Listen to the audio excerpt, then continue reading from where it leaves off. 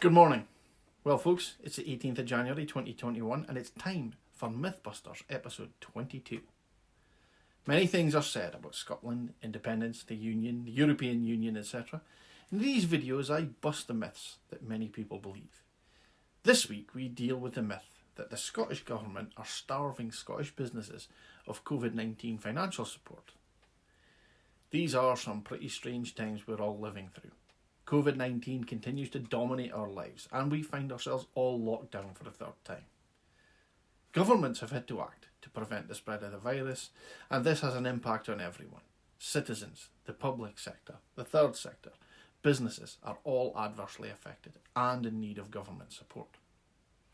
Now there's a bit of a story going around that the Scottish Government have starved businesses in Scotland of hundreds of millions of pounds in COVID-19 business support generously given by the UK Treasury. Here it is, presented in slick graphics by our chums in the Scots Tory branch office.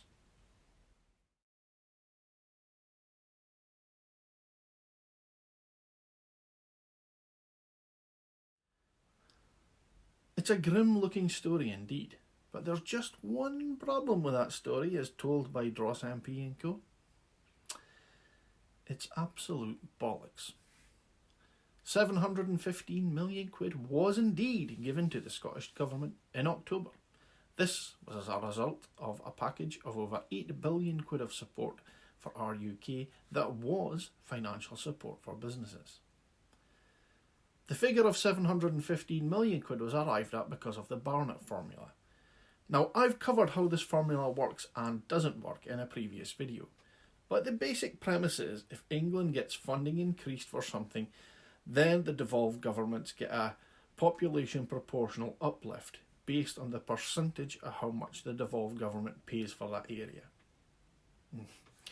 Quick example, if the UK government increased spending in an area by 1 billion quid, that is 100% funded by the Scottish Government, then we would get a per capita share based on our population as a percentage of England's, which is currently about 9%. So we would get £90 million. If the same area was 60% funded by the Scottish Government, we'd get £54 million. So it initially appears that Dross MP is right, and that nasty Kate Forbes is starving Scottish businesses of support. But that ignores one of the most important principles of devolved government. And what's that, I hear you all ask? Well, it's this. Under the terms of the Scotland Act, the Scottish Government are under no obligation to spend these uplifts on the same thing or in the same way as England does.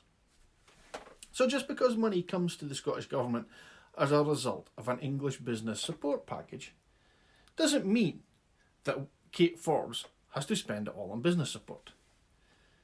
If Kate Forbes was daft enough, she could spend it all on, I don't know, marshmallows or rubber ducks. Thankfully, as we can see in this video, she's certainly nae daft. What you could give. The Chancellor has now said Scotland will get £700 million on Friday, more. and I was thankful for it. So why then today did Nicola Sturgeon announce it would still just be £40 million going to the businesses that are affected? £40 million that won't be available until next... You do appreciate that's for health. Sorry, Kate. It's for health, and it's not just for business support. Kate, it's not. It's not just for business support. It's for the £3,000 grants that the UK government are giving to businesses in England that you could give to businesses in Scotland. They are waiting right now. They've had to wait 10 days. Well, 2 points. Sorry, Kate, if I can just finish, because this is really important to the businesses that are watching this, because I spoke to them on Monday. I had a virtual summit with businesses, and they are crying out for help, and they're crying out for help now. So give them that £700 million you've got from the Chancellor, or give them some of the... That does not understand Kate, the £700 million.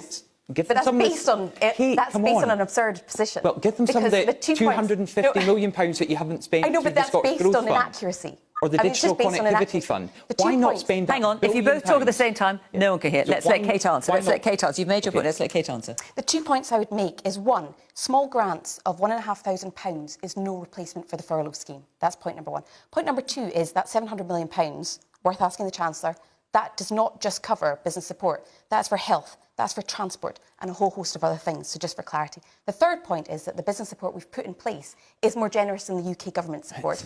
It is. The facts are there. It's now, not. At the moment, in the rest of the UK, If you're obliged by law to close, you'll get a grant.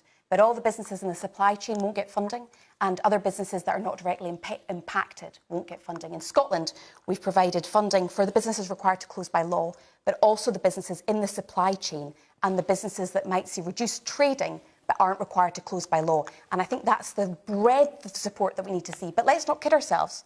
£1,500 of grant, as important as it is no replacement for the furlough scheme. The whole point of devolved government is that we get to make certain decisions separately to the parent nation. If we had to spend Barnett consequentials on exactly the same thing as they're spent on in England, then there'd be no point at all in having devolved assemblies. In England, the UK government are perfectly empowered to spend their money on whatever they see fit. Equally, as soon as funds are allocated to Scotland, as a Barnett consequential, they become Scottish funds, to be spent by the Scottish Government on Scottish priorities. Now, I'm just a normal guy, and not only did I already know this stuff, not only that, I knew it as soon as I saw it. Surely Dross MP, as a former MSP, now an MP and branch office supervisor for the Scots Tories, knows this too. Well, the worst thing about all of this is that he does know this. He absolutely knows this, because he's already had his pants pulled down live on TV trying to peddle this lie. So why does he keep doing it? Well, Dross MP is relying on a few things. He's following the Joseph Goebbels playbook.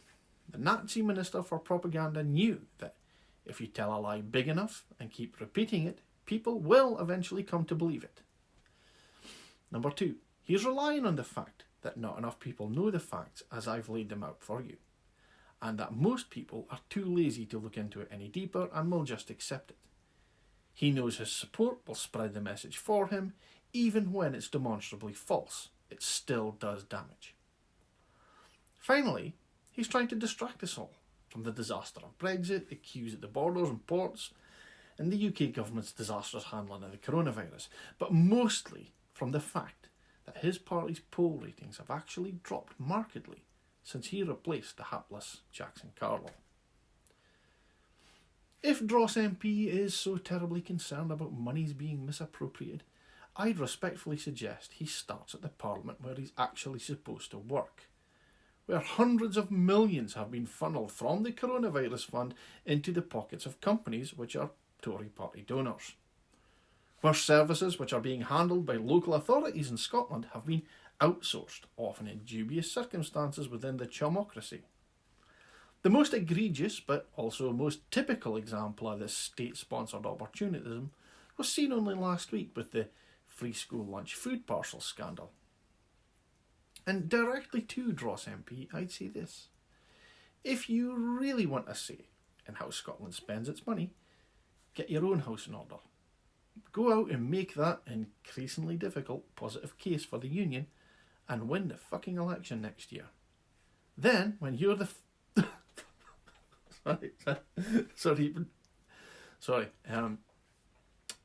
when you're the First Minister, you can sit back and let Rishi Sunak make all the spending decisions for us that he likes. Until then, jog on, Dross MP. There's a good chap. Folks, thanks for watching. Please feel free to share this video with anyone you like, especially the kind of folk that have bought Dross MP's drivel up to now. DaviePHD.